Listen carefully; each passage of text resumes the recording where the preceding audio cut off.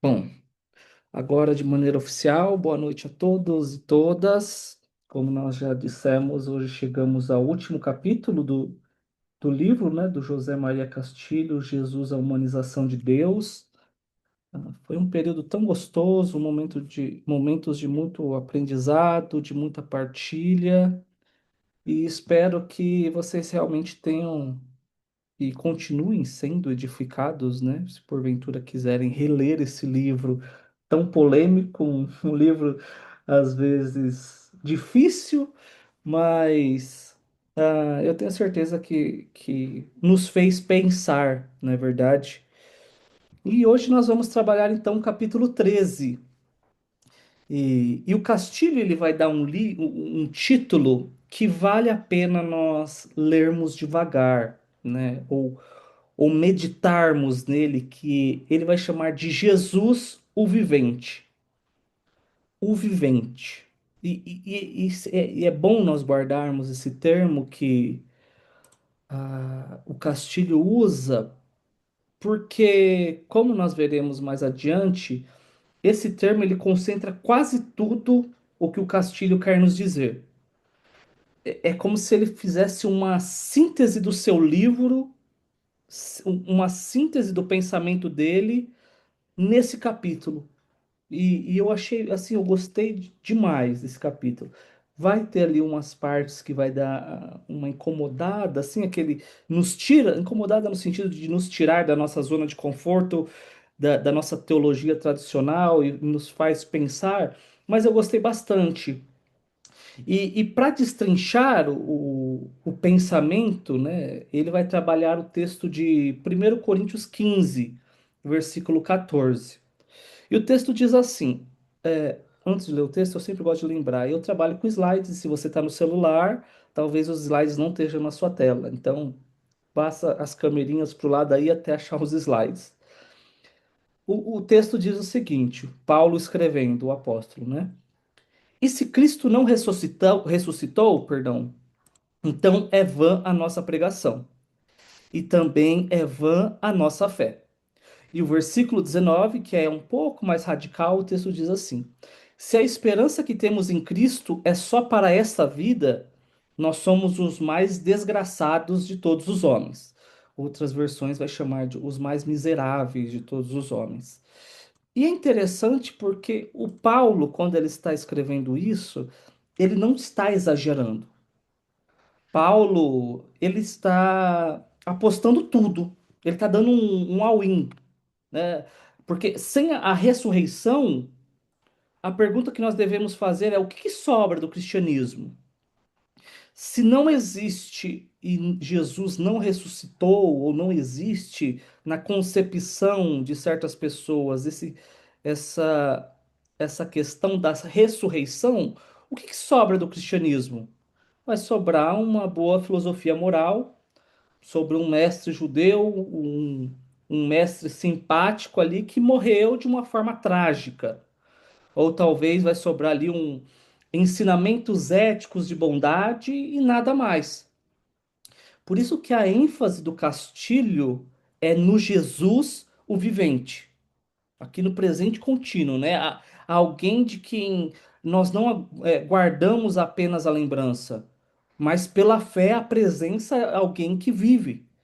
E o Castilho, a partir daqui, ele vai fazer uma coisa que poucos teólogos eles têm coragem de fazer com tanta clareza, que ele vai questionar, ele vai falar, olha, o que é exatamente que nós afirmamos quando dizemos que Jesus ressuscitou? Porque se essa afirmação é o ser ou não ser da fé cristã, é o que fundamenta ou não a fé cristã, como o Paulo diz, então nós precisamos entender muito bem o que nós estamos querendo dizer quando falamos que Jesus ressuscitou. E acima de tudo, o que nós não queremos dizer quando falamos que Jesus ressuscitou. Porque a lógica é o seguinte: embora Jesus tenha vivido, né, há 20 séculos, vamos dizer assim, atrás, ele continua vivo. E não só no sentido de uma lembrança bonita, de uma mensagem moral legal, né, que tem. passado de geração para geração, não no sentido apenas de uma influência cultural, mas no sentido de uma forte presença real que a fé valida em nossas vidas. Quando nós pegamos ali os primeiros, os pais da igreja, nós pegamos ali, quando nós vamos analisar a comunidade primitiva de Jerusalém, aqueles que vão construindo a igreja, nós vamos ver que eles formularam isso de maneira muito simples, mas com uma sofisticação, algo ali que se tornou extraordinário, que se repete dezenas e dezenas de vezes nos livros de Atos dos Apóstolos, que é a afirmação: Deus ressuscitou Jesus dentre os mortos. Se a gente, eu não, acho que eu não coloquei aqui no versículo, mas Atos 10:40 diz literalmente: A este Deus ressuscitou ao terceiro dia e concedeu que se manifestasse. Em outras formulações aparecem em Atos 2:24, Atos 3:15. Eu sempre coloco os versículos aqui, depois vocês podem parar para. Eu mando os slides, aí vocês podem parar para ver os versículos com mais calma. Mas o que eu quero destacar é o seguinte, e o Castilho vai dar a ênfase nisso, é que quem faz a ação é sempre Deus, o Deus Pai nesse caso. Então, quando a gente está vendo Lucas registrando ali Atos dos Apóstolos, nós estamos vendo Deus o ressuscitou, né? Deus fez isso, Deus levantou Jesus dos mortos, enfim. O ponto que o Castilho quer ser enfático é: Jesus ele não ressuscita a si mesmo. Nessa mentalidade, quem age é Deus, o Deus Pai. Então, para o Castilho, a ressurreição é, antes de mais nada, antes de qualquer coisa, um ato de Deus, o Deus Pai, a favor de Jesus. E trazendo mais um versículo, né? 1 Coríntios 15:17, para agregar ainda mais na nossa discussão, o próprio Paulo vai afirmar: olha, se Cristo não ressuscitou, a gente leu o 14, agora lendo o 17, Paulo enfatizando novamente: se Cristo não ressuscitou, é vã a vossa fé, e ainda estáis em vossos pecados. Então, o que nós estamos vendo é o Paulo meio que fazendo uma amarração da ressurreição na salvação. Então, sem ressurreição, não há perdão de pecados. Sem a ressurreição de Jesus, não há uma esperança. Sem a ressurreição de Jesus, não há nada que sobra do evangelho, senão lições morais. E esse é o ponto que o Castilho quer destacar. É ao mesmo tempo. É uma mensagem, vamos dizer assim, complexa, porque ao mesmo tempo que nós afirmamos dessa ressurreição, há um problema imbricado nela, que é a ressurreição, ela é o conteúdo determinante da fé, mas é o grande obstáculo ao mesmo tempo dela, é um paradoxo. Vamos utilizar esse termo, é um paradoxo. Porque a ressurreição ela é escandalosa em dois sentidos, porque a gente não consegue explicar e é difícil de viver com todas as suas consequências, porque a gente está falando, Jesus ressuscitou dentre os mortos. O que nós queremos dizer acerca disso, quando nós afirmamos isso? E é o que o Castilho vai começar a tentar ali destrinchar ao longo desse capítulo. Porque quando se afirma e se escreve isso no texto bíblico, era algo assim escandaloso afirmar a ressurreição de um crucificado no século I. Isso a gente tem que ter em mente, porque Jesus ele termina ali a sua vida julgado pelas autoridades religiosas, como nós vimos, já vimos no livro do Castilho, vimos lá no Pagola. Vemos Jesus sendo, né, julgado perante ali o Sinédrio pelas autoridades civis, o representante romano, e ele vai ser executado da forma mais humilhante e mais vergonhosa que aquela sociedade até então conhecia, que era o quê? Morte de cruz. Quem que morria na cruz? Os escravizados, os rebeldes, os subcidadãos, se assim podemos dizer, né? Lembrando o contexto lá do Pagola que a gente trabalhou, porque era uma morte humilhante, era uma morte que destruía a memória pública da pessoa. A lógica é, a pessoa morreu crucificada, ela deixa de existir. Ela deve ser alguém que socialmente não deve ter qualquer tipo de vestígio. Aí agora a gente deve fazer a seguinte reflexão. Se tendo em mente o que isso significava para aquelas pessoas naquele mundo, afirmar que aquele homem crucificado é o Senhor, né, com S maiúsculo, de ele é Deus, ele é o Filho de Deus, mas corretamente dizendo, aquele homem crucificado, ele é o Salvador da humanidade. Então, os historiadores ali da religião romana mostravam que isso era inconcebível naquela sociedade, uma religião pessoal que vai ser desenvolvida a partir de um indivíduo cuja vida tivesse sido destruída pelo sistema judicial.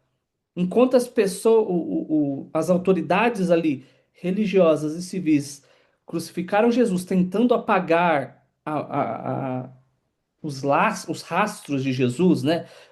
Fazendo com que ele não fosse mais lembrado por através dessa morte humilhante de, olha, acabou aqui, né? Mas o que eles vão mostrar é o contrário, que a partir disso existe uma força que impulsiona o cristianismo, que até então não era cristianismo, né? Então, o vínculo religioso em Roma ele reforçava o pertencimento a uma ordem. Então, um crucificado tinha que ser, por definição, tinha sido expulso. E quando se falar, então, um Deus crucificado, era para aquelas pessoas uma contradição absurda, era uma blasfêmia. Por isso que o Paulo, e eles, assim, de maneira muito estratégica e de maneira brilhante, ele escreve em 1 Coríntios 1:23. Ele vai falar: olha, mas nós pregamos quem? A Cristo crucificado.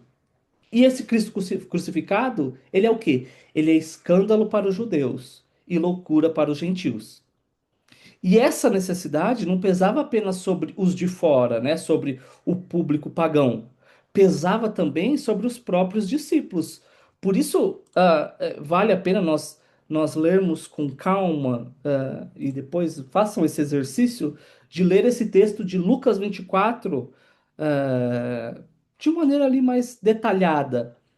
A gente vê um tom comovente, uma frustração assim muito forte nas palavras daqueles discípulos.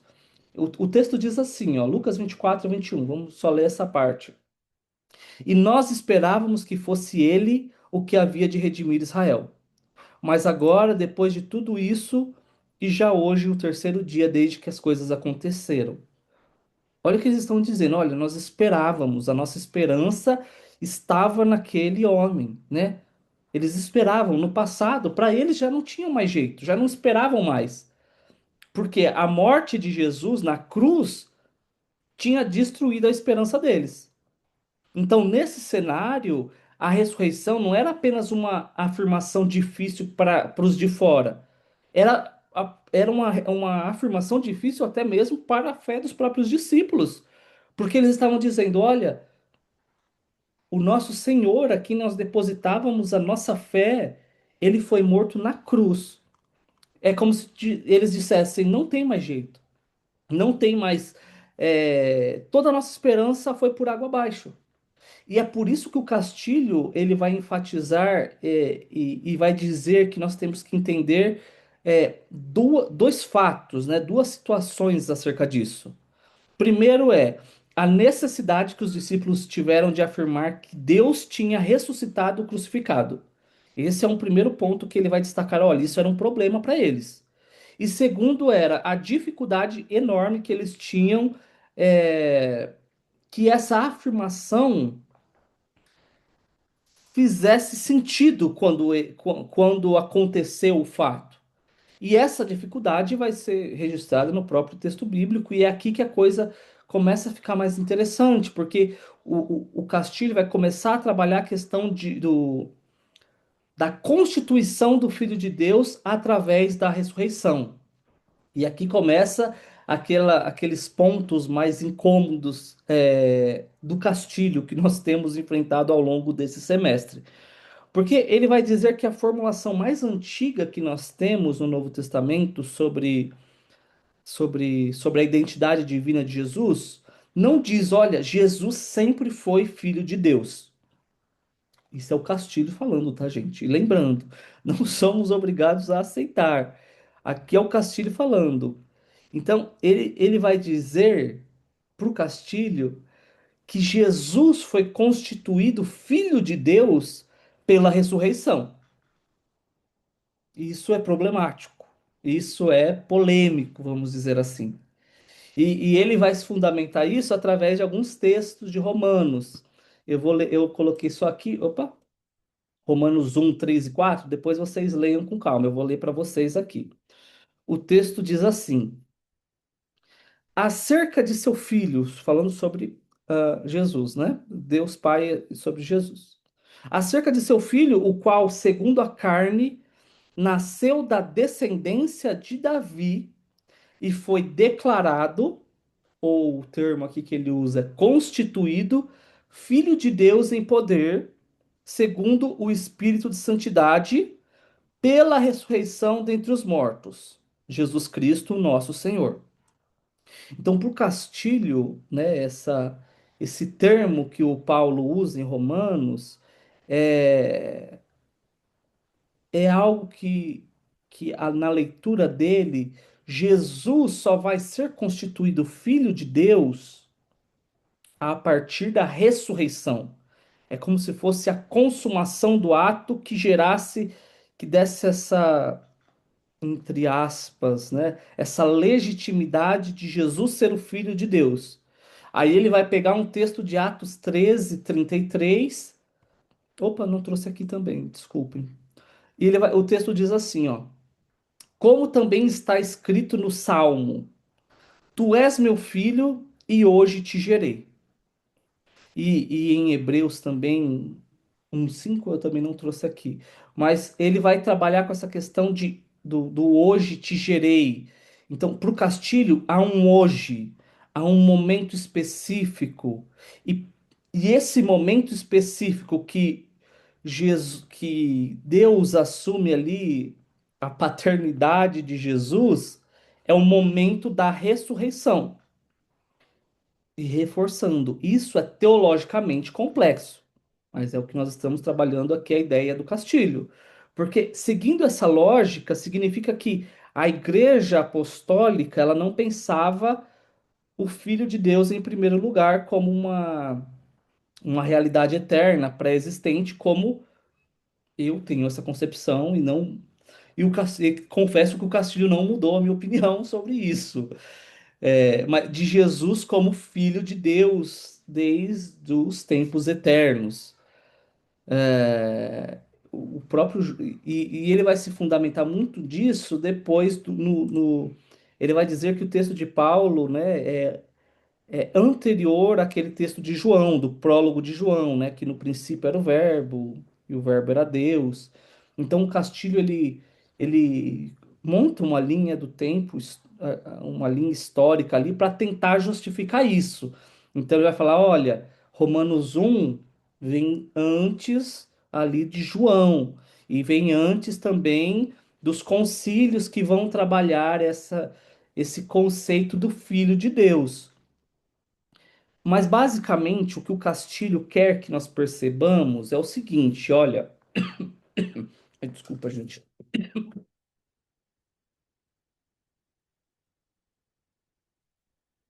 O Castilho quer chamar a nossa atenção para o seguinte, olha, a fé primitiva entende que algo extraordinário, né, o que foge do comum, acontece a Jesus na ressurreição.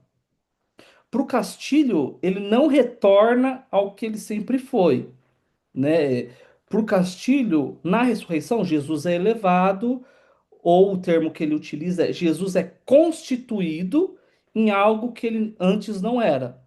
E o Castilho vai dizer que o pior dano que a cristologia tradicional, que eu estou ancorado e que talvez vocês também estejam, ele vai dizer que nós erramos ao inverter essa ordem. Porque em vez de. Lembrem-se principalmente que o Castilho quer fazer é enfatizar a humanidade de Jesus. Talvez por isso que ele tenha essa concepção.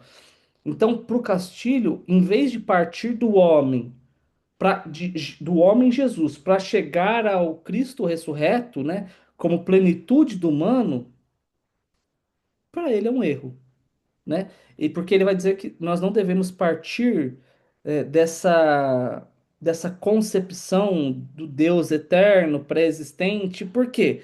Porque nós não conhecemos nada sobre esse Deus. E lembrem que ele trabalha muito acerca disso ao longo do livro. Já que quer falar, por favor, fica à vontade. Eu, eu coloco vocês aqui numa outra tela, então eu não vejo vocês. Então podem Tá. parar, podem me interromper. Eu tô até com medo de perguntar, ou ser muito Não, pelo amor de ridícula a minha Deus. pergunta, mas eu não queria interromper a aula, mas quando falando, vamos ver se eu entendi, que Uhum. pelo Castilho, Deus assume a paternidade de Jesus após a ressurreição. É isso? Certo, Tá. exatamente. É pro Então, Castilho é por isso isso. que, então, por isso que para Castilho, quando ele fala lá que Deus não quis a morte de Jesus, como a gente sempre encarou, fica mais fácil. Sim, exatamente. É isso, né? Sim, Porque faz sentido. pra gente faz um sofrimento danado aquilo ainda na mente da gente, de, sei lá. Mas De um é Deus que quer a muito morte do seu filho, né? E pode ser que, isso, exatamente. a gente, isso talvez pro Castilho seja mais fácil justamente por isso, porque Por na isso, porque concepção ele do entende, Castilho, ele não é filho ainda até o ele momento ainda da não é ressurreição. filho. Talvez seja isso, verdade, faz total sentido nessa, se a gente Oh, tentar entender por essa lógica do Castilho. Você meu está Deus, totalmente Catinho quer correta. enlouquecer a gente, viu? É, o Castilho quer deixar. Eu falo, o Castilho, gente, ele quer deixar a gente bem maluco. Então é isso. Muito bom. Então, Obrigada. basicamente é isso para o Castilho. A gente só consegue saber o que é Deus para o Castilho olhando para Jesus. Então, lembre-se muito disso, que ele quer enfatizar a humanidade de Jesus. E o que nós sabemos sobre o Deus Pai é só aquilo que Jesus, o Filho, ele manifesta, né? E aqui ele vem colocando mais uma pulga na nossa orelha, ele vai colocar uma pergunta para nós. Ele vai dizer assim, ó, quando dizemos que Jesus foi constituído filho de Deus, né, nessa lógica de que Jesus, que o Deus só assumiu a paternidade de Jesus através da ressurreição, o que que muda para a gente? Aí ele fala, muda o nosso conhecimento sobre Jesus, aquilo que nós sabemos sobre Jesus, ou isso muda o próprio Jesus? Ele vem, traz essa pergunta para a gente dormir e ter pesadelos com ela. Porque se ele já era Deus desde sempre, a ressurreição, digamos assim, só tira o véu. Mas aí surge o problema que o Castinho vinha apontando. Se Jesus já é Deus, então ele não revela Deus. Castilho falando, gente, lembre-se sempre disso, pelo amor de Deus. Ele apenas é Deus. Ele não revela sobre Deus. Ele é apenas Deus. E isso não nos ensina nada, não nos ensina nada novo. Agora, para o Castilho, se Jesus se tornou algo novo pela ressurreição, se Jesus ele se constitui filho de Deus, algo que até então não era, aí ele vai dizer, olha, nós temos que ser honestos. Nós estamos falando de algo que vai além daquilo que nós conseguimos entender. Nós estamos no terreno do transcendente, da meta-empiria, daquilo que nós não conseguimos medir ou conversar sobre. Aí, no fim dessa viagem do Castilho, ele vai dizer: na verdade, isso não tem resposta. E o fato de não ter uma resposta, Isso é libertador. Aí ele vai dizer, porque qualquer afirmação que nós façamos sobre a divindade de Jesus, nós estamos fazendo uma afirmação sobre o Deus Pai. E nós não temos acesso a esse Deus senão por Jesus. Aí ele vai dizer que esse tipo de conhecimento escapa a nós humanos. E o capítulo 2, se eu não me engano, desse mesmo livro, eu acho que foi até eu que dei essa aula. Ele vai dizer que nós não sabemos quem é Deus.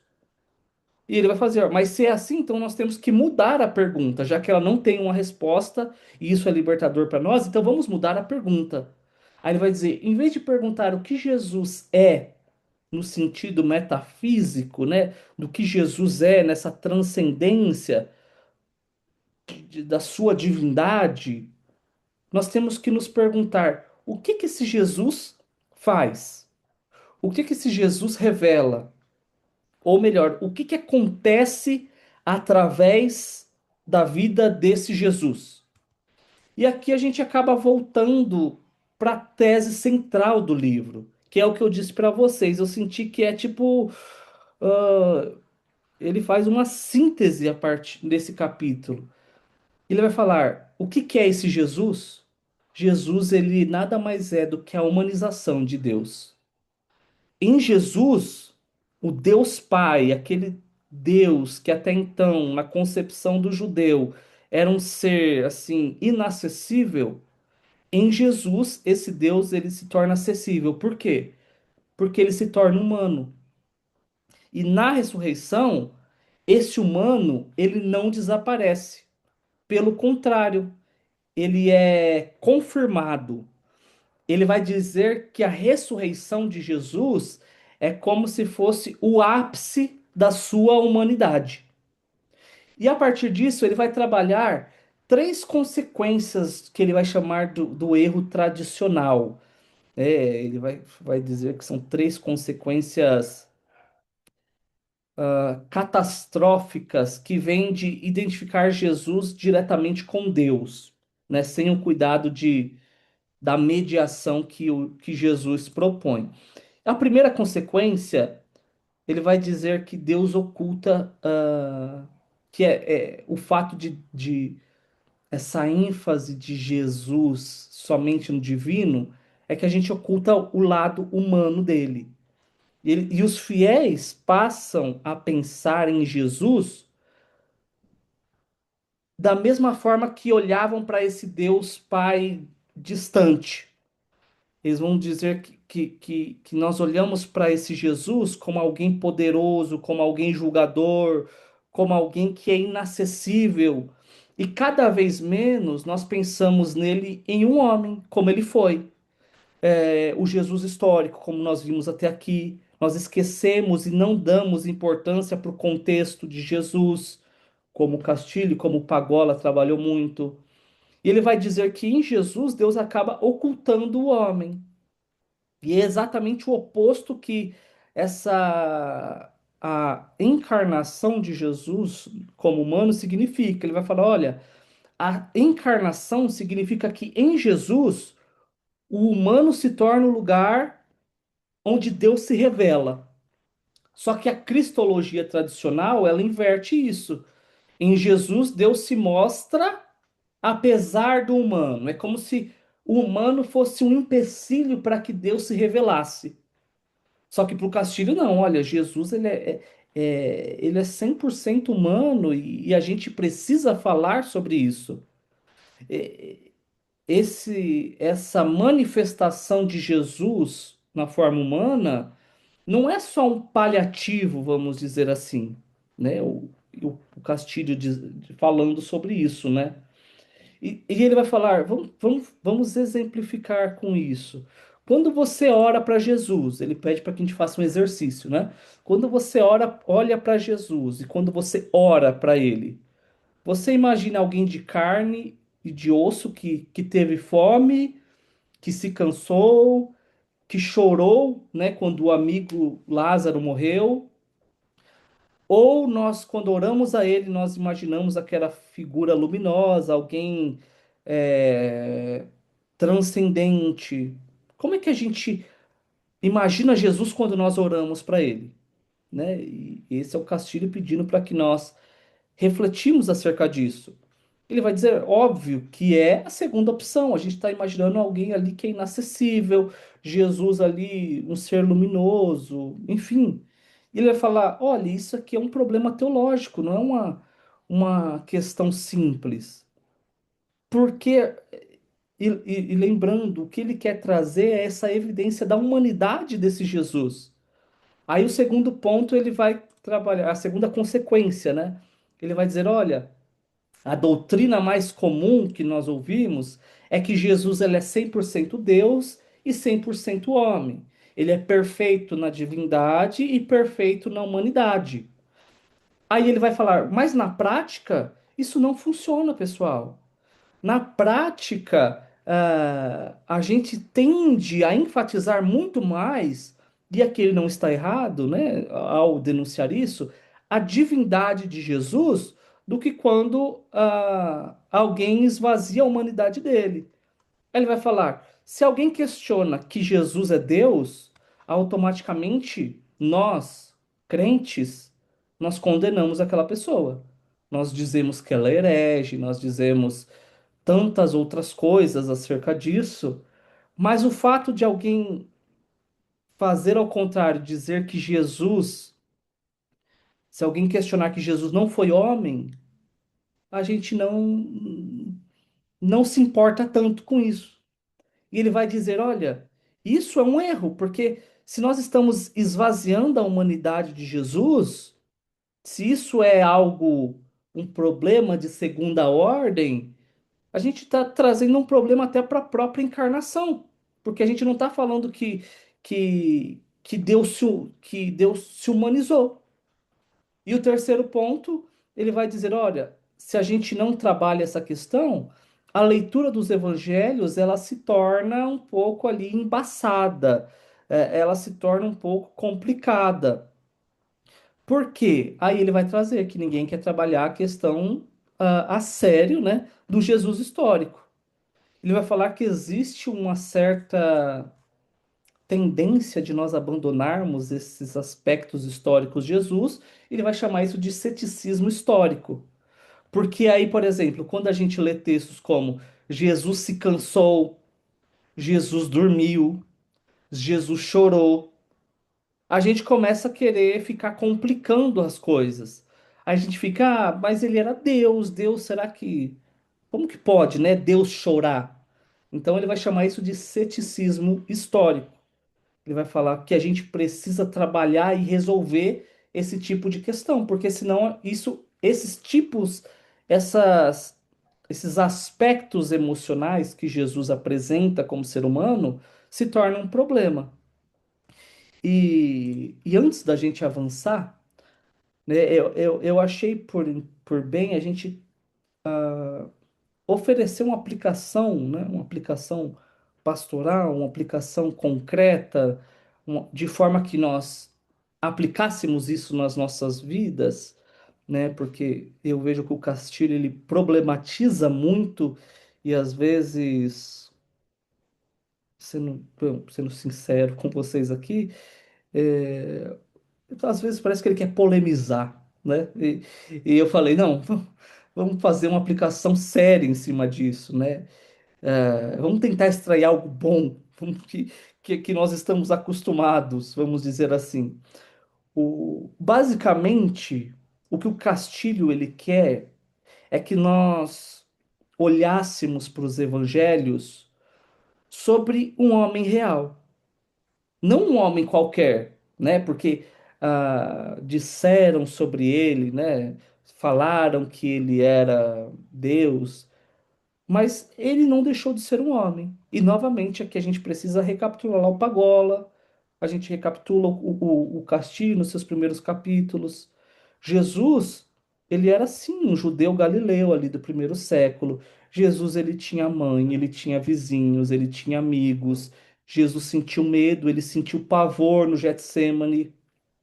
O, o, o texto diz que ah, ele se sentiu ali de tomado de pavor, de angústia.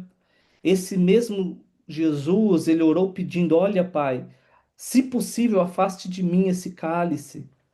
Esse Jesus, né, que nós lemos nos evangelhos, ele se sentiu abandonado por Deus. Ele vai falar: Deus meu, por que me abandonaste? Esse Jesus, ele realmente existiu. E é esse Jesus que precisa voltar para o centro da nossa fé. E nós precisamos ter esse olhar, sim, sobre Jesus como homem também, né? Olhar as suas fragilidades, as suas debilidades, porque isso, na prática, muda tudo para nós. E eu acho que eu já falei isso aqui em uma aula ou outra, eu não lembro, porque a partir do momento que eu tenho a compreensão desse Deus que se encarnou na forma humana e ele também tinha suas fragilidades como nós, eu não oro mais para um Deus distante que já sabe de tudo. Eu oro agora para um Deus que já sentiu medo, assim como eu também sinto. Eu mudo a minha forma de falar sobre esse Deus, porque em vez de apresentar um Cristo, né, que paira acima de todos os problemas, eu falo sobre um Cristo que também passou por problemas. Isso também deveria mudar a nossa forma de ler as escrituras, porque aí, em vez de como o Castilho ele problematiza, em vez de eu pular esses versículos que Jesus chora, que Jesus se irrita, que Jesus chega lá no templo e fica raivoso e quebra tudo, eu paro neles e falo: aqui, nesse Jesus, a revelação aconteceu. É nesse homem, de carne e osso também, que Deus se manifestou nele. E muda até o modo como eu olho para o meu próximo, como eu olho para o sofrimento dos outros. Porque se Deus se revelou num homem que teve medo, que nos momentos finais da sua vida se sentiu abandonado, então quer dizer que quem tem medo e se sente abandonado também não está longe de Deus, porque Deus ouve a oração dessas pessoas. Então Deus também está próximo dessas pessoas que sofrem, que se sentem abandonadas. E isso eu trago para tirar algo positivo dessas polêmicas do Castilho. E eu não sei se faz sentido para vocês ou não. Por favor, fiquem à vontade para falar, gente. Novamente, eu sempre saio falando, falando, e podem me interromper a hora que vocês quiserem, por favor.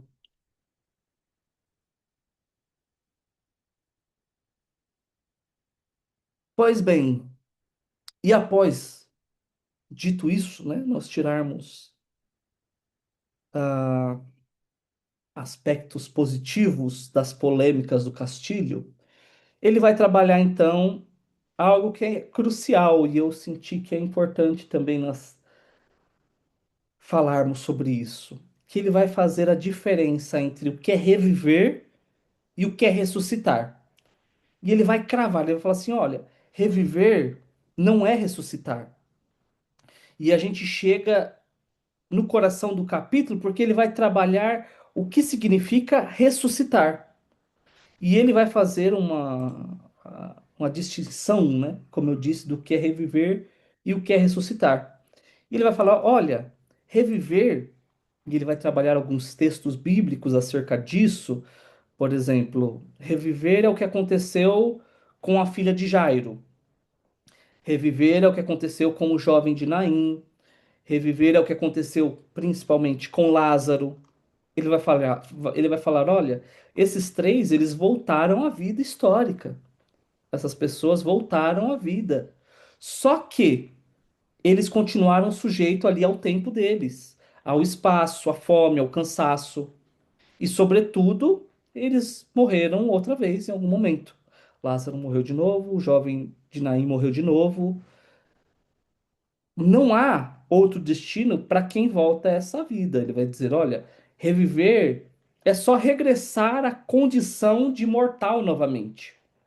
Só que quando nós falamos de ressuscitar, aí nós estamos falando de uma outra categoria. Nós estamos falando de uma outra coisa. Porque ressuscitar é transcender a essa vida. E ele vai dizer que ressuscitar é passar para uma forma de existência A outra, que já não é reversível ao anterior, não é voltar para trás. Ele vai dizer: olha, quando nós falamos de ressuscitar, ao contrário de reviver, que reviver, morri, revivi, voltei para a mesma vida. Quando eu falo ressuscitar, eu vou para frente. Ele vai falar que eu dou passos para uma plenitude que está além das nossas capacidades de compreensão das nossas categorias de espaço e tempo. E é justamente por isso ele vai dizer que nós não sabemos o que é, que nós temos dificuldade de compreensão. Quando dizemos que Jesus ressuscitou, nós estamos afirmando algo que escapa às nossas categorias. E Jesus, depois da ressurreição, ele vai falar: mesmo assim é válido. A sua vida ainda ecoa em nós. As suas palavras ainda ecoam em nós. A sua maneira de ser humano não desapareceu com a morte. Ela ainda continua significativa. Ela continua presente. Ela continua atuando na história por meio da fé. Aí ele vai trabalhar que a ressurreição, e eu falei um pouco disso agora há pouco, né? Eu dei um spoiler. Ela é a plenitude do ser humano, não como divinização, por exemplo. Todos aqueles que ressuscitaram viraram Deus. Mas ele vai dizer que a ressurreição, trabalhando naquela lógica de que todos nós ressuscitaremos né, na segunda vinda de Jesus, né, e eu não sou bom em apologética e nesses assuntos futuros, mas ele vai dizer que a, essa ressurreição é a plenitude que todos nós, seres humanos, alcançaremos um grande dia. E ele vai dizer que essa ressurreição, como eu disse, ela não é a divinização do humano. Isso precisa ficar bem calejado na nossa cabeça. A ressurreição, ela é o auge da nossa humanização. A maior grandeza que nós temos como seres humanos, ele vai falar, olha, é a nossa própria humanidade.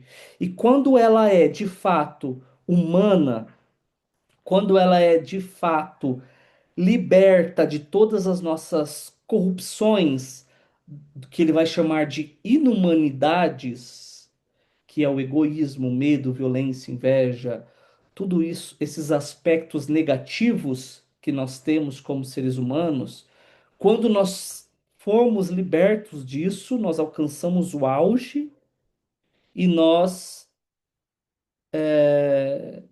Nossa, isso é muito complexo. E nós ressuscitaremos, vamos dizer assim. E ele vai trabalhar isso, né? Então, ressuscitar, portanto, é alcançar essa plenitude do ser humano. Ele vai dizer, e assim foi com Jesus, e assim será conosco. Então, ele vai chamar, olha, isso, de certa forma, para que nós possamos compreender, podemos chamar isso de divinização, mas é, na verdade, uma libertação do homem das suas inumanidades. É quando o ponto máximo da nossa humanidade ela chega num limite e nós vamos ser libertos de todas essas coisas negativas, que numa outra concepção é a libertação, né, do pecado, enfim. E ele vai falar, por isso que Jesus, ele é a humanização de Deus. Ele vai falar, ele vai trabalhar muito essa questão, ele vai chamar isso de tradução cristológica, né? E a ressurreição é a plena humanização do humano, então. Aí eu lendo isso, eu falei assim: bom, isso está muito complexo, então vamos para o próximo tópico. Isso fo- não, mas eu preciso ouvir vocês, eu não quero sofrer sozinho. Eu não quero sofrer sozinho. E eu não quero dormir com isso sozinho. Eu preferi pular o tópico do que ficar trabalhando isso do Castilho. Quero ouvir vocês. Isso faz sentido para vocês? O Castilho está viajando. Vamos lá, fiquem à vontade. Vamos, momento desabafo. Vamos falar mal do Castilho nesse momento. Porque para mim foi uma viagem dele. Vai Ah, lá, Paulo. eu não Desabafa cheguei. comigo. Não, eu não cheguei a ler esse texto ainda, tô lendo o texto anterior, né, do Deus Violento. Mas, assim, uma parte de toda a argumentação que o Castilho fez, inclusive nas aulas anteriores, me faz todo sentido, por exemplo, quando ele fala sobre o concílio, como é que o concílio foi comandado, como é que isso definiu, por exemplo, a ênfase sobre, embora fala-se de um Deus 100% homem, 100% Deus, mas a ênfase sempre recai no 100% Deus e você consegue manipular essa lógica para manutenção do poder. Uhum. E isso me faz pleno sentido essa explicação do Sim. Castilho e tudo mais, e é o que a gente vê se reproduzir dentro das nossas igrejas de alguma maneira. No entanto, quando ele começa a falar sobre é, essa questão de Jesus, da plenitude do humano, que ele desce aquilo que é mais, eu não me lembro o termo que ele usava, mas ele fala que aquilo que era singular, que é aquilo que era mais característico do humano, que Jesus, de alguma maneira, é a condensação, ou pelo menos revela isso de alguma maneira, ou mostra isso de alguma maneira, Uhum. me fica uma dúvida seguinte: bom, se a gente abandona essa ideia de que Jesus não é 100% Deus e simplesmente 100% humano, e é esse Uhum. Jesus que revela Deus, a minha dúvida fica, mas tá, e como é que fica se ele é 100% humano, onde é que fica a história do pecado, já que fala, por exemplo, que Sim. ele não pecou? Uhum. E como é que Sim. a gente trabalha essa lógica?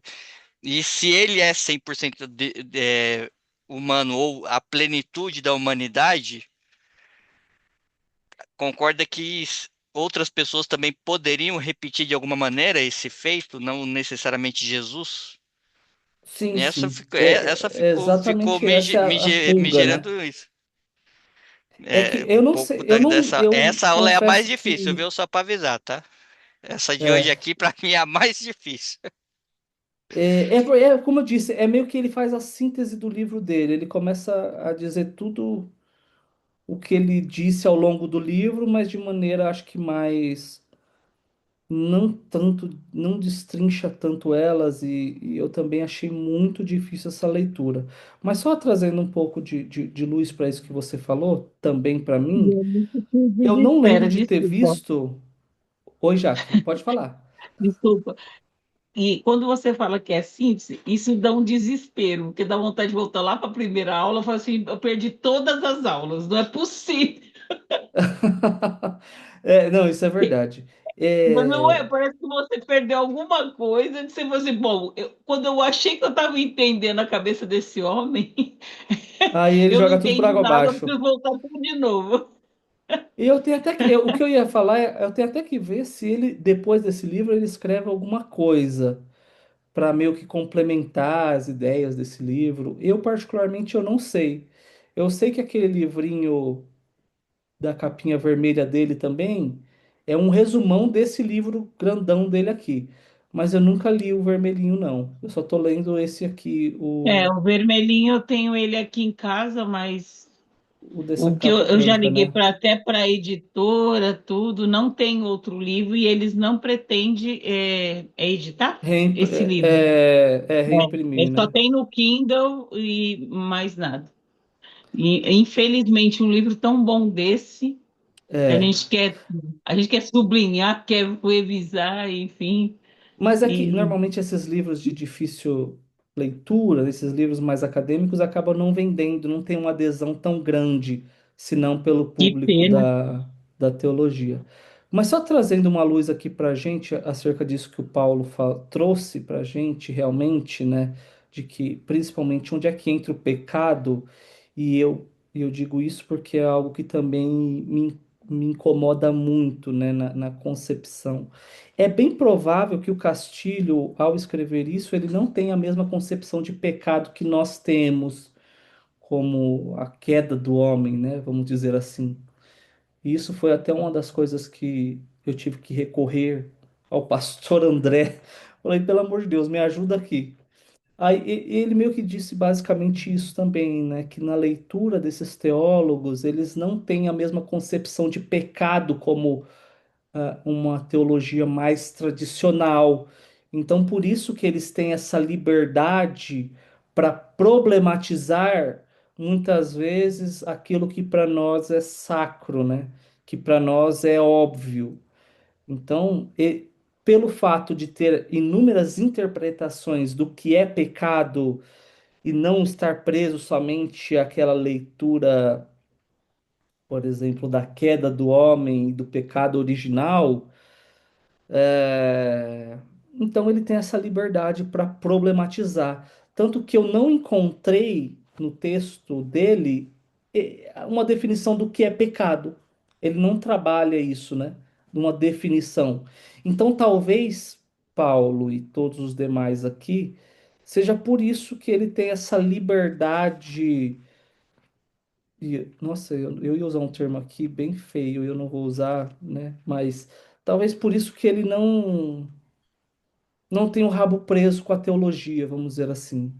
E desculpem se rabo preso é um termo feio, chulo, mas talvez seja o mais acessível para a gente. E pelo fato dele não ter rabo preso com a teologia, e lembrando que ele está revoltado com a Igreja Católica ao escrever os seus textos, né? Ele quer combater os dogmas principais da Igreja Católica, ele escreve o que ele bem entende.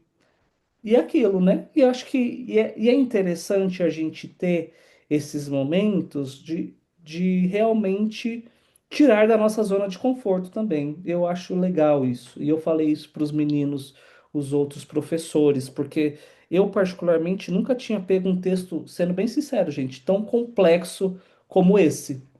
Eu não lembro de ter visto um texto teológico que confrontasse tanto as minhas certezas como o Castilho está fazendo. Algumas coisas agregaram, outras eu confesso que li, ouvi e joguei fora. Sendo bem sincero com vocês. O Algumas pastor coisas, mas André assim, falou sobre isso, né? Desculpa interromper. O pastor não, André falou claro. no culto de domingo, não é isso? Ele falou assim, se para a gente tomar cuidado com essa questão da gente estar muito tempo na igreja, sempre lendo a Bíblia da mesma forma, Ah, sempre fazendo. Não foi? Ele falou sobre isso daí, né? falou, é E justamente eu isso. achei muito interessante, porque é tudo isso que a gente tem estudado, falado, o Alex, assim, incrível como vocês que professores, vocês falam de uma maneira diferente, mas é tudo assim que deixa a gente pensando sobre isso. Uhum, E o Alex falou uma coisa que marcou muito para mim, assim, que mais do que o estudo, né, de uhum, tudo que a gente fazendo, se não houver transformação na gente, não teria valido nada. exatamente. É mais do Então, mesmo, a né? gente ser mais crítico, a gente prestar atenção no texto bíblico, quando você dá referências aí dos textos bíblicos, a gente lê com mais calma, com mais detalhe. E realmente me chama muita atenção. Quando você volta nesses textos, assim, cara, como é que me passou essa palavrinha aqui, ó? Faz toda a É, diferença. E aí a gente absorver aquilo que, como diz, né, o que é bom e o que não faz sentido sim. a gente descarta, mas ter essa mente aberta para questionamentos, para a gente se aprofundar mais e principalmente colocar em prática, né, a transformação. Exatamente. E acho que acima de todas as coisas é esse exercício de reflexão. Reflexão que existem outras linhas de pensamento além daquela que eu acredito veementemente, que eu ouvi a minha vida toda e que é a verdade absoluta. Não, poxa, existem outras interpretações, existem outras vertentes teológicas e cabe a nós ouvirmos, dialogarmos e, como você disse, reter aquilo que é bom e o que não faz sentido para mim, beleza, vida que segue, continuo acreditando no que eu acreditava, com algumas transformações e tudo bem. Por exemplo, o que o Castilho está falando aqui, para certas pessoas, vai cair como uma luva e ela vai acreditar e ela vai ser uma discípula aqui, discípulo do Castilho, e beleza, mas o que acho que é interessante para nós é justamente essa transformação, não no sentido de mudar aquilo que eu penso, mas de eu fazer esse exercício de reflexão, eu fazer esse exercício de sair da minha zona de conforto, ver outros pontos de vista, aprender a respeitar, né? E também extrair alguma coisa boa, enfim, eu acho que é isso. Bom, vamos lá, dando continuidade aqui, caminhando para a nossa reta final. E essa é a última sessão do livro dele, que ele vai chamar de O Ressuscitado é o Crucificado. Aí, novamente, aquilo que ele tem em mente, né? Aquela questão de enfatizar a humanidade de Jesus. E talvez seja uma das mais. E eu não sei se eu já falei isso, porque para mim todas são importantes ao longo desse capítulo final, que ele vai fazer esse resumão das opiniões dele. E ele vai falar: olha, esse Jesus ressuscitado é o mesmo que foi crucificado. Não são duas pessoas distintas. Não vem primeiro o sofredor para depois entrar o glorioso. Ele é o mesmo. É aquele que está vivo para nós hoje é o que foi crucificado e ele continua carregando essas marcas. E como que nós sabemos nisso? Ele vai trabalhar com os evangelhos. Ele vai mostrar ali que Jesus ressuscitado, ele não aparece como uma figura luminosa, uma figura ali transcendente. Ele aparece como? Com as marcas dos pregos, né? Com a ferida, e come com aqueles homens. Deixa eu ver se eu trouxe um versículo aqui. Trouxe Lucas 24, 40 ao 43. Jesus aparecendo aos discípulos. O texto diz assim: E dizendo isso, mostrou-lhes as mãos e os pés. E não o crendo eles ainda por causa da alegria e estando maravilhados, disse-lhes: Tendes aqui alguma coisa que comer? Então eles apresentaram-lhe parte de um peixe assado, o que ele tomou e comeu diante deles. E João 20, 27. Eu trouxe aqui, mas eu não trouxe o versículo todo. O texto disse, né, quando o Tomé vai ficar incrédulo, ele vai, aparece depois disse a Tomé: Põe aqui o teu dedo e vê as minhas mãos, e chega a tua mão e mete-a no meu lado, né, ali onde ele foi furado. E não sejas incrédulo, mas crente. E o que o Castilho ele quer enfatizar é o seguinte: olha, o que Jesus está oferecendo para aqueles homens, né, como evidência da sua ressurreição, ele não está mostrando, é, entre aspas, né, sinais miraculosos, sinais de transcendência, não está mostrando questões gloriosas. Mas o que que ele está mostrando? As chagas dele, aquilo que causou dor, aquilo que lhe trouxe a morte. E quando se vê e se apalpa o sofrimento daquele homem que foi capaz de suportar, né, uma injustiça brutal dos seus opressores, então o que que vai produzir nessas pessoas? Um ato de fé. Tanto que em João 20, 28, depois dessa passagem aqui, o Tomé vai dizer: Meu Senhor e meu Deus. E o Castilho vai mostrar então justamente isso, que o que evidencia esse lado divino de Jesus é o quê? Foram as suas dores, aquilo que lhe causou mais agonia na sua humanidade. Ele vai falar, e a partir disso ele vai falar: olha, a cruz é o lugar teológico privilegiado para compreender a ressurreição. Então, ou seja, não se entende a ressurreição olhando para o céu, né? Olhando para a glória, olhando para o poder de Jesus. Ele vai falar: olha, nós só entendemos a ressurreição quando nós olhamos para a cruz. E quando nós olhamos para a cruz, o que que nós vamos ver? Um Deus que ressuscitou um excluído. E, e o Castilho vai falar: por quê? Porque Deus não ressuscitou um qualquer. Deus ressuscitou quem? Um crucificado. E lembrando tudo aquilo que ele já disse, né? Da questão da crucificação, era para apagar a história social daquela pessoa. Enfim, então o Castilho ele traz isso, essa ênfase novamente. Ele vai falar: olha, Deus ressuscitou um excluído, um humilhado, um homem que era considerado perigoso, um homem que ele era indesejável pelos poderes, deste mundo. E quando nós olhamos sob essa ótica, deveria mudar tudo, porque a ressurreição não é simplesmente uma vitória sobre a morte biológica, é é uma posição de Deus a respeito de uma vida concreta. Quando Deus ressuscita Jesus, o próprio Pai, né, está dizendo: esse homem tinha razão. A maneira dele de viver, a maneira dele de se relacionar com os últimos, né, com os excluídos, a maneira que esse homem, e aqui lembrando que é o Castilho falando, né, a maneira desse homem de denunciar o sistema religioso, a forma como ele se aproximava dos leprosos, das prostitutas, dos cobradores de impostos. Essa maneira, ela é digna de se viver. É um exemplo a ser vivido. É a maneira verdadeira que nós devemos levar as nossas vidas. E aqueles homens que condenaram ele não tinham razão. É como se ele estivesse anulando a sentença daqueles que crucificaram Jesus. E ele vai trabalhar então um texto de Atos 2, né? Pedro falando no verso 23 e 24.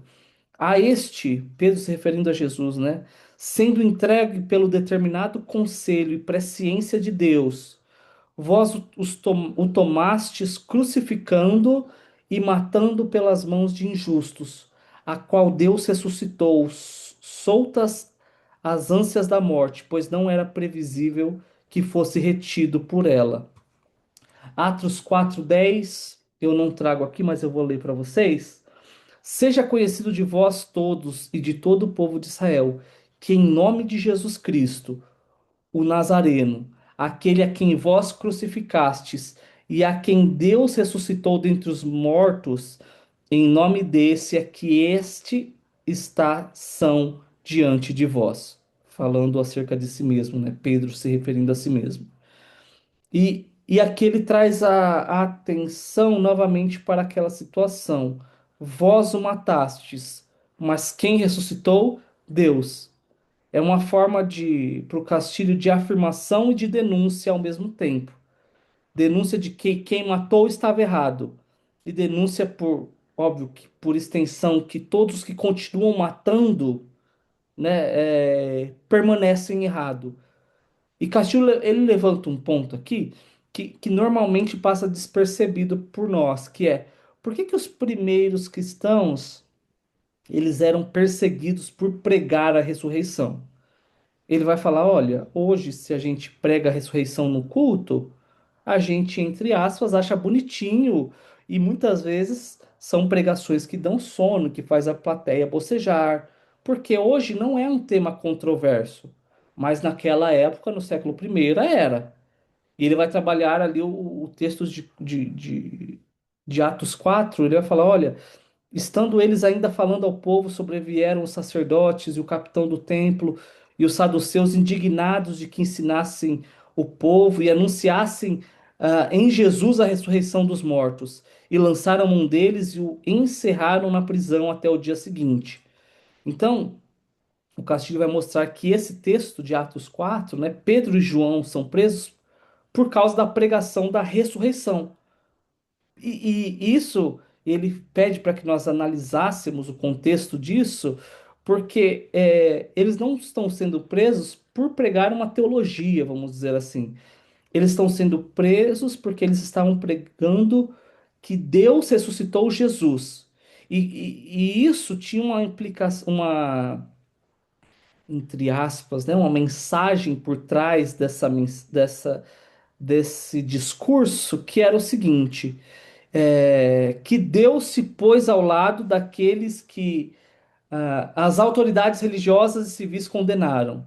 É como se, através desse discurso de Pedro e João, Deus estivesse retirando a legitimidade daquelas autoridades.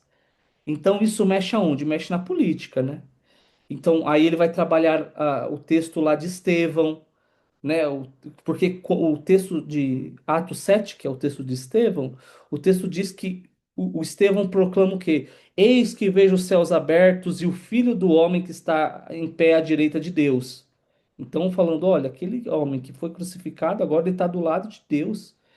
Então, o Estevão também vai ser morto porque está pregando a ressurreição. E ele vai falar que isso, naquela época, era algo muito perigoso, esse tipo de mensagem. E então, para finalizar, o Castilho fecha o capítulo com uma advertência muito sóbria e também muito atual, que é o perigo do fanatismo. Ele diz que hoje, mais do que nunca, nós temos devido a esse excesso de informação que nós temos a consciência do perigo que pode implicar a fé numa vida futura. Porque a esperança que brota da fé na ressurreição é, alimenta, de certa forma, a produção de pessoas que querem se tornar mártires exemplares. Aí ele vai trabalhar a questão dos terroristas suicidas, né, que se matam e também matam inúmeras pessoas, e fazem isso tendo, né, uma convicção, né, uma certeza pecaminosa de que ah, terão uma outra vida, né? Eles utilizam uma crença sobre um céu que justifica matar nessa terra e se matar, enfim. E ele vai falar: olha, ah, a gente tem que tomar muito cuidado para reduzir, né, a nossa fé apenas a um fanatismo religioso. E, enfim, vai fazer inúmeros alertas sobre isso. E por fim, então, para a gente fechar a nossa aula, que já são 9h20, então, só relembrar, né, as quatro coisas que o Castilho trabalhou ao longo desse capítulo, eu achei interessante trazer aqui, só para a gente, como eu disse, né, e como todos nós já dissemos aqui, eu achei um capítulo muito difícil, muito complexo. Ele tenta sintetizar tudo em poucas páginas, né, o livro todo, toda a sua, a- o que ele trabalhou ao longo de 13 capítulos, ele quer fazer uma síntese, e eu sinto que ficou bem puxado. E depois, quando vocês forem ler, se vocês forem ler, vocês verão isso. Então ele vai trabalhar primeiro ali a questão que a ressurreição é o coração da fé cristã, lembrando os versículos que nós vimos de 1 Coríntios, e ele vai dizer que sem essa ressurreição não há cristianismo, e, e foi um evento histórico que aconteceu, mas que de certa forma escapa quando nós não sabemos explicar, né? Nós não entendemos ela completamente.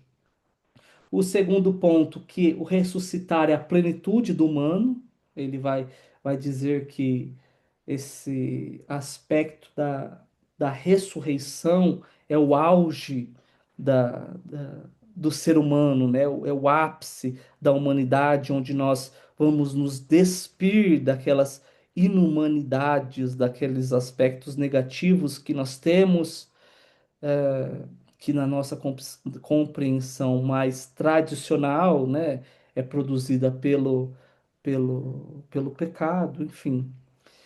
O terceiro, ele vai, como nós vimos agora há pouco, que o ressuscitado é o crucificado, nós não podemos fazer essa distinção do, do Jesus homem que foi crucificado, desse Jesus que ressuscitou. A gente tem que sempre trabalhar com esses dois aspectos.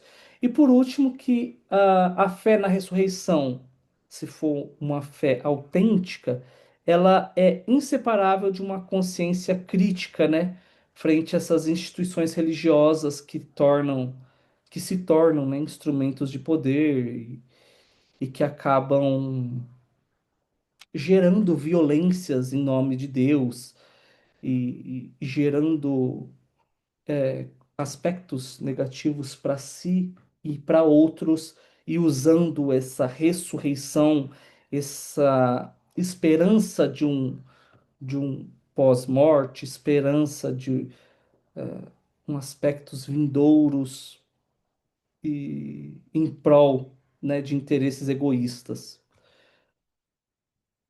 É isso. Então ele praticamente termina o capítulo, e o livro, óbvio, né? O seu último capítulo, com uma intuição como que vale a pena repetir, né? Como eu disse, tem coisas que a gente, aspectos positivos, a gente pega para nós, né? Coloca no nosso arcabouço teológico que nós construímos, esse exercício crítico que nós fazemos, e ele vai falar, olha, em suma, né? Em resumo.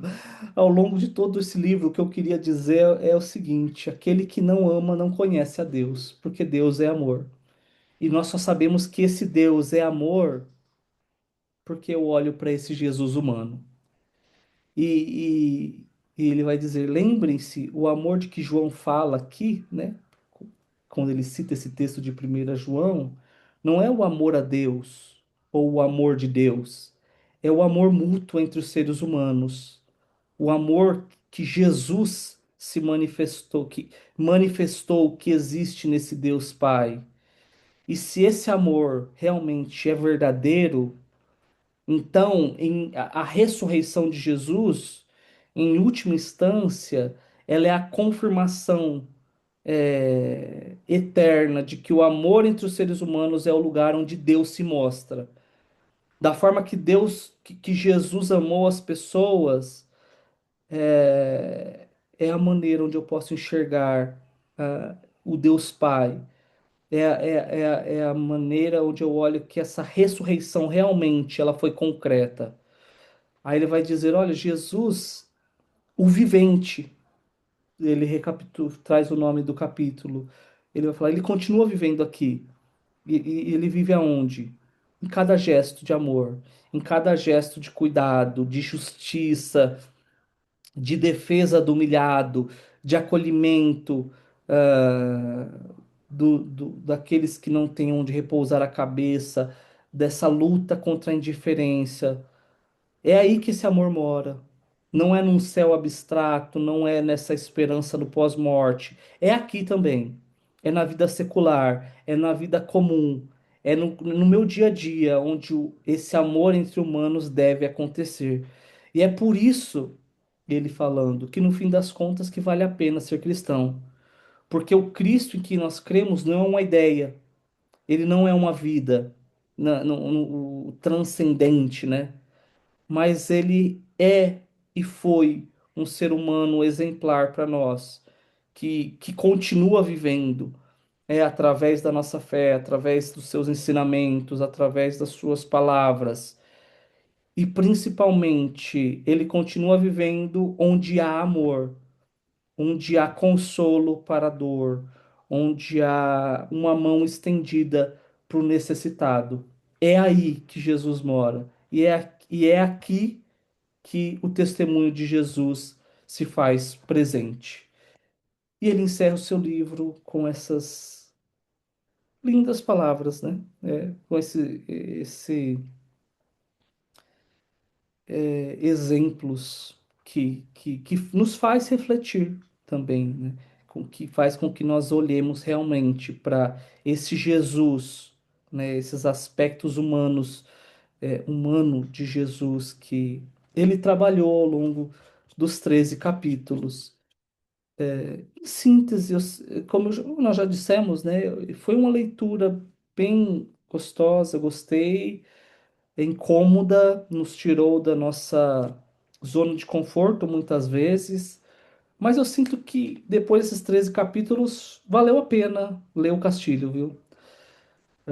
Como nós já falamos, é algo que nos tira ali da nossa do tradicional, nos faz pensar, nos faz refletir, nos faz ver outros pontos de vista. Então eu diria que eu gostei da leitura do Castilho, só não sei se eu leria ele de novo no próximo semestre. Sendo bem sincero com vocês, estou torcendo para que o Castilho não volte no segundo semestre e seja um outro texto mais palatável.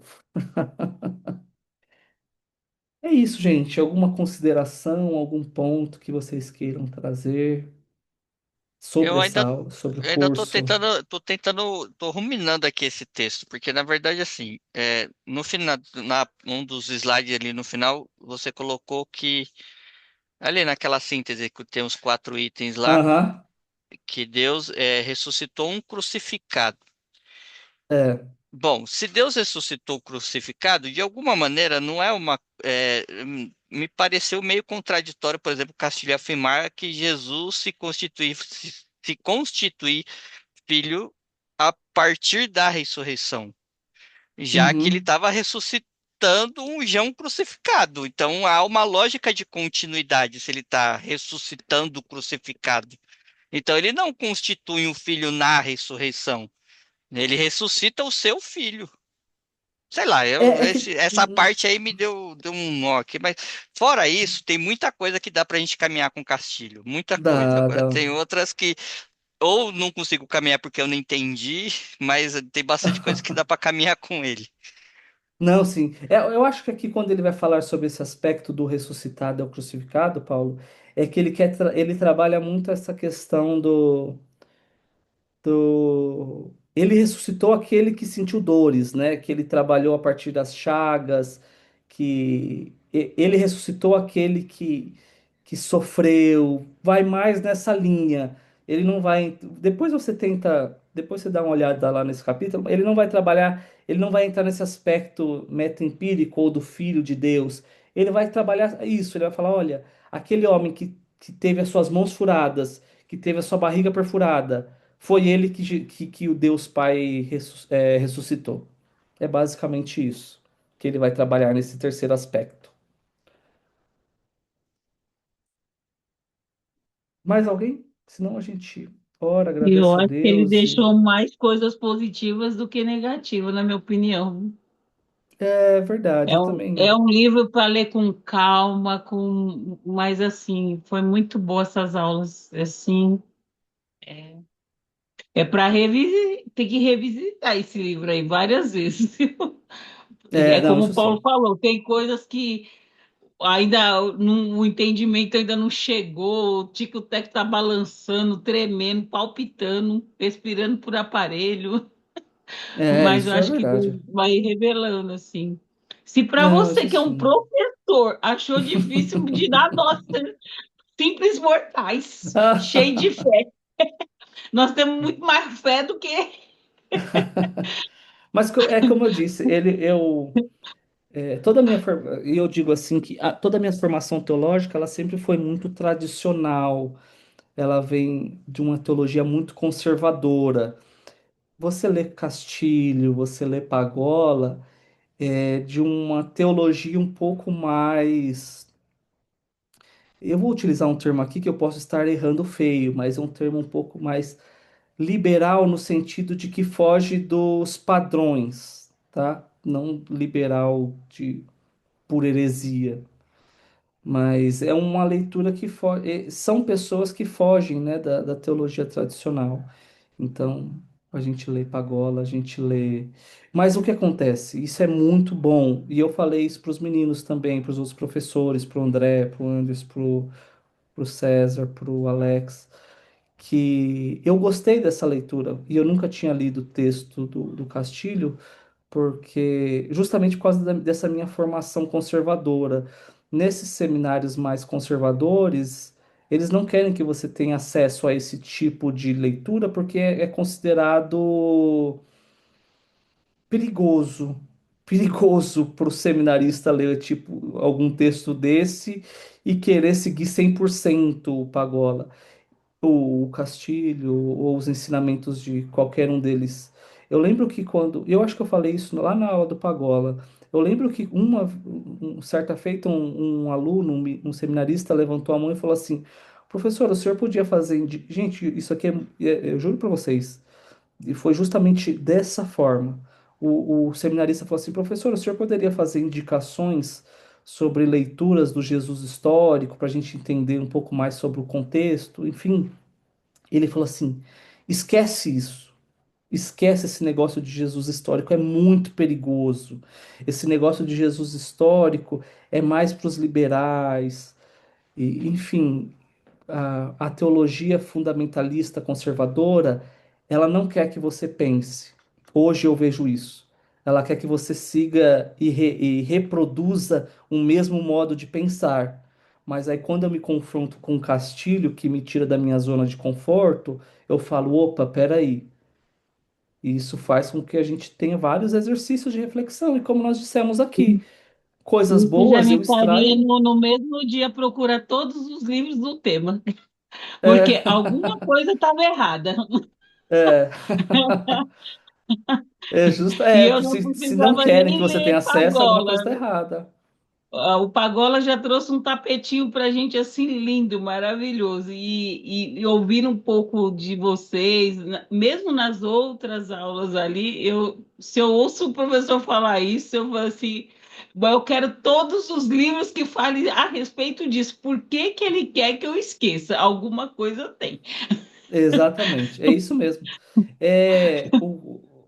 As pessoas têm medo de uma fé que pensa, né? E eu gosto muito do o Rubem Alves, né? Além das suas questões teológicas, as suas questões poéticas, ele vai dizer, né, que o maior pecado dele, é uma frase muito conhecida, né? O pecado dele contra a igreja foi pensar, pensou fora da caixa. E isso, uma fé que pensa hoje em dia é muito perigoso, né? Você não seguir a mesma linha de que todos pensam. Então, e principalmente, gente, algo que a gente precisa destacar é nós protestantes estamos lendo o católico, né? E isso para muitos é pecado puro, é heresia. Tem gente que o católico nem irmão é, né? Enfim, a gente nem precisa entrar nessas questões aqui. Mas, além de ser teólogos que pensam diferente, são católicos. Para o protestante, isso é inaceitável, né? A gente tem que ler sempre as mesmas pessoas, ler as mesmas pessoas, reproduzir o mesmo tipo de pensamento, porque se você não faz isso, você herege. E por isso que nós temos hoje poucas pessoas que realmente pensam. E eu agradeci já o Anderson e o André, principalmente, né, os dois que foram, que trouxeram esse livro justamente por isso, porque nos fez pensar, né, nos fez sair do nosso conforto ali e nos fez questionar muitas coisas. Então, tá ficando gravado aqui, fica o meu agradecimento ao André, também ao Anderson, por trazer uma leitura tão rica, mas eu confesso que eu queria dar uma pausa do Castilho para o próximo semestre. Vamos para uma coisa mais tranquila, menos polêmica, mais de boas. Brincadeira. Se quiser o Castilho, Pagola, pode te mandar de novo que a gente gostou deles, com ressalvas. Gi, quer falar? Fica à vontade.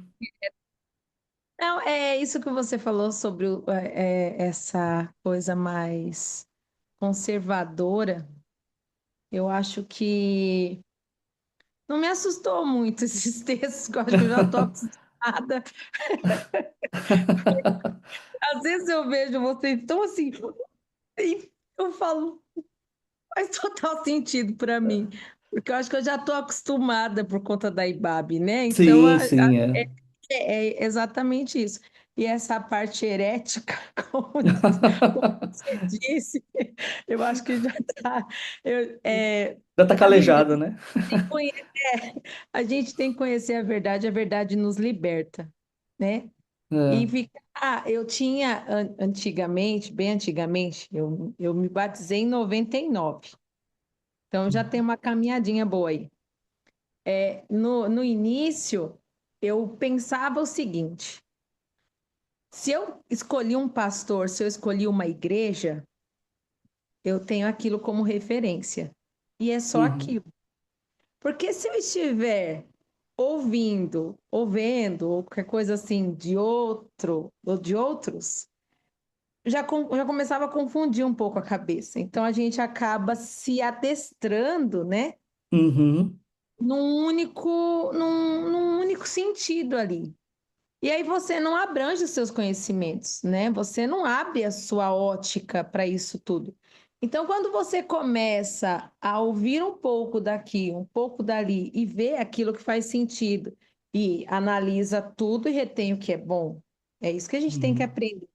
Então, o Pagola, ou qualquer um outro pensador, e às vezes a gente não precisa nem ir dentro da própria teologia, mas tem algumas outras, né? Alguns outros segmentos que também fazem total sentido. E que Uhum. traz sentido para a gente, porque o conhecimento, ele agregado de uma forma saudável, ele nos leva a outros caminhos e nos faz abrir um pouco esse horizonte, né? Sim. Quebrar as camas dos nossos olhos, enxergar tudo muito quadradinho, cada coisa dentro da sua caixa. Então, eu acho que isso acrescenta demais em conhecimento.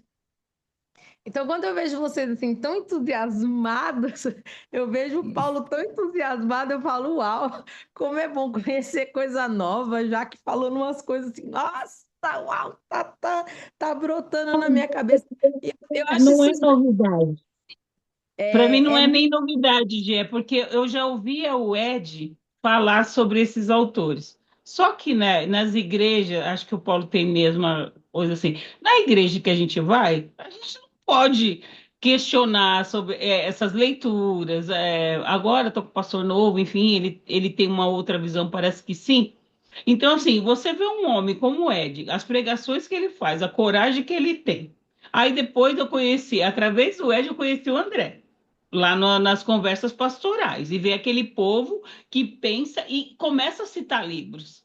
Quando a IBQ me pega e fala que vai ler, o Ed fala que Pagola e o Castilho é livro de cabeceira desses caras. Você quer saber o que esses caras estão lendo para chegar Uhum.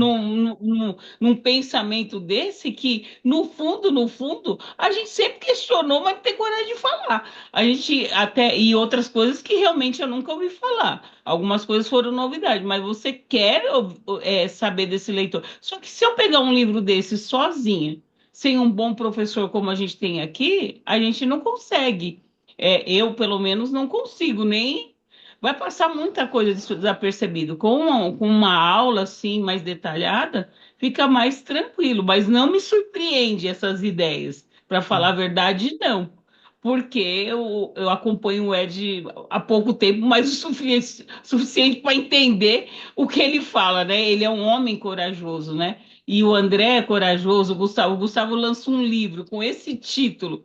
É só pessoas que têm coragem mesmo de sair da caixinha.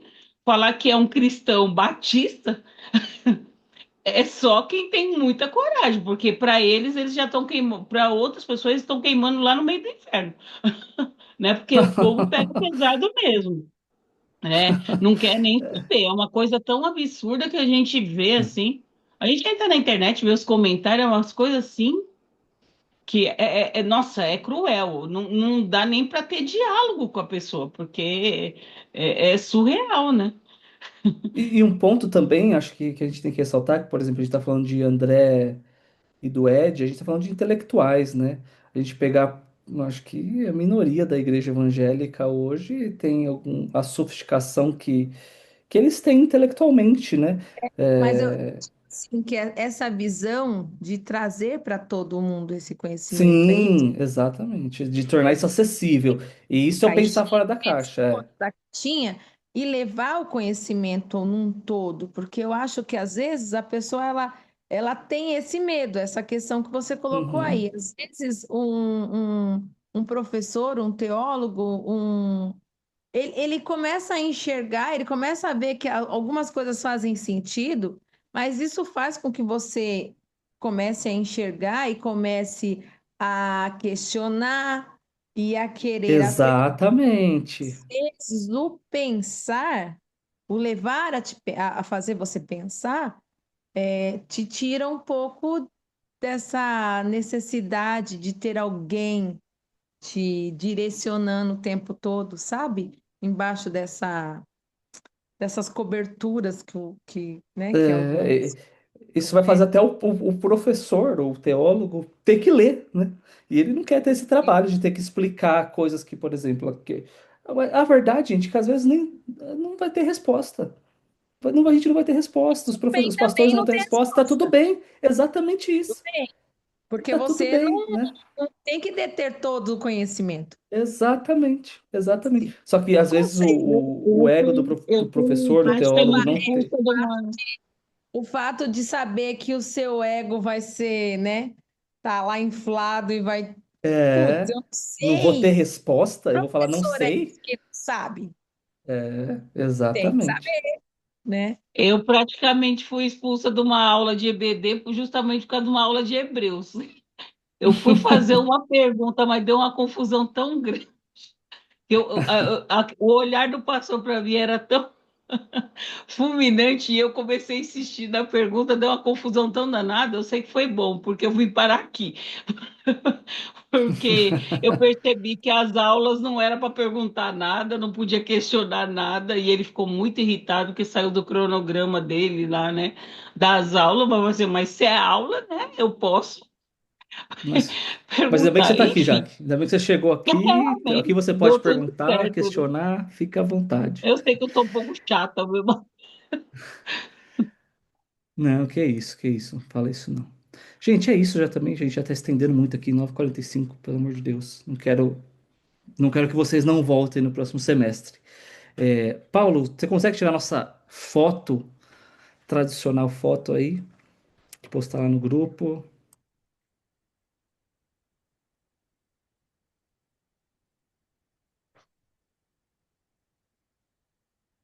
Foi? Aproveitar que você tirou a foto, faça uma oração pra gente, Paulo. Agradecendo por essa aula, por esse semestre. E espero vê-los aqui semestre que vem, gente.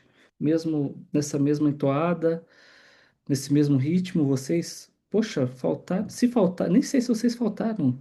Então, vocês estão tão fiéis aqui ó, às aulas, estão empenhados em ler, em questionar, aprender. Então, fica o meu agradecimento aqui. Eu ainda não sei qual vai ser o próximo curso, mas assim que eu souber, eu comunico vocês lá no grupo. Eu sei que a gente está tentando organizar um evento para receber os certificados dos cursos aqui, né? O Anderson, você que já está buscando fazer tá fazendo esse movimento para que a gente possa ter um dia para que vocês possam ser honrados pelo esforço de vocês, pelo, pela fidelidade de vocês aqui, né? As terças e depois as segundas. Então, eu espero poder encontrar vocês presencialmente e certificá-los que vocês estiveram ao longo desse semestre com a gente. Paulo, por favor, ore por nós, amigo.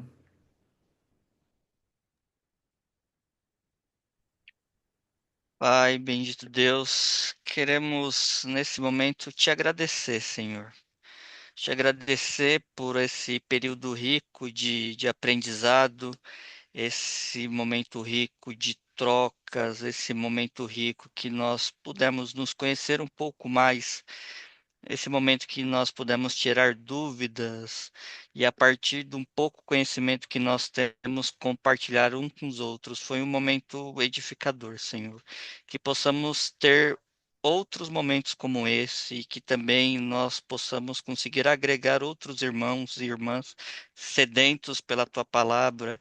Sedentos em te conhecer, sedentos em estar no seu caminho para esse espaço de diálogo, de conversa, de estudo, mas principalmente de temor ao Senhor. Obrigado por tudo, Pai. Nos guarda nesses períodos difíceis. Amém. Amém. Gente, um beijo, bom Obrigada, descanso, boa Gustavo, pelo semana para falo. Deus vocês. abençoe. Tchau, Amém. obrigada. Tchau, gente. Deus Tchau, Tchau. abençoe. gente. Boa noite.